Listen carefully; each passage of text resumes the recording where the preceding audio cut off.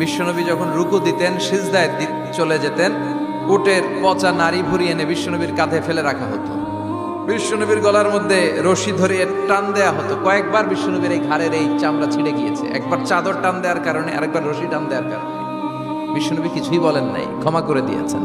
যেই মক্কার শত্রুরা বিশ্বনবীকে মক্কা থেকে বিতাড়িত করেছেন এবং যেই রাতে উনি হিজরত করলেন, মাইগ্রেট করলেন, উনি কেঁদে কেঁদে বারবার মক্কার দিকে ফিরে তাকায়, আবার যায়, আবার ফিরে তাকায়, মাতৃভূমির মায়া ছাড়তে পারছেন না।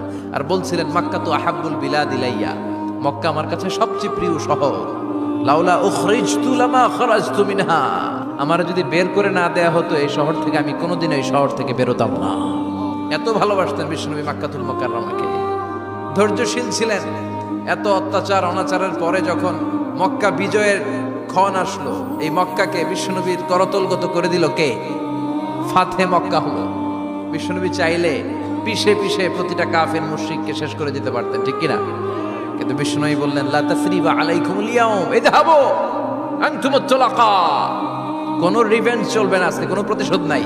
একেবারে বড় যুদ্ধাপরাধী যারা, মারাত্মক যারা অফেন্স করেছে, তাদেরকে শাস্তির আওতায় আনা হবে, বাকি সবাইকে আমি ক্ষমা করে দিলাম।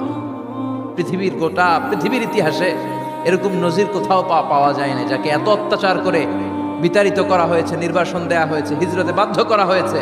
তিনি যখন ওই শহরকে আবার বিজয় করলেন, কাউকে আঘাত করলেন না, আগুন জ্বালিয়ে শহরটাকে জ্বালিয়ে দিলেন না, তাদের বংশকে নির্বংশ করলেন না, বরং মুচকি হেসে উনি বললেন, যাও, ক্ষমা করে দিলাম।